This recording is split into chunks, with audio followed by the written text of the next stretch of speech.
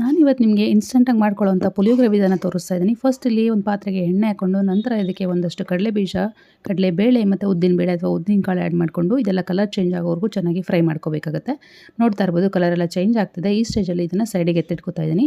ಇದು ಕ್ರಿಸ್ಪಿಯಾಗಿ ಬೇಕು ಅನ್ನೋದಾದರೆ ಪುಳಿಯೋಗರೆಯಲ್ಲಿ ಎತ್ತಿಟ್ಕೊಳ್ಳಿ, ಬೇಡ ಅಂತಾದರೆ ಫರ್ದರ್ನ ಪ್ರೋಸೆಸ್ನ ಫಾಲೋ ಮಾಡಿ.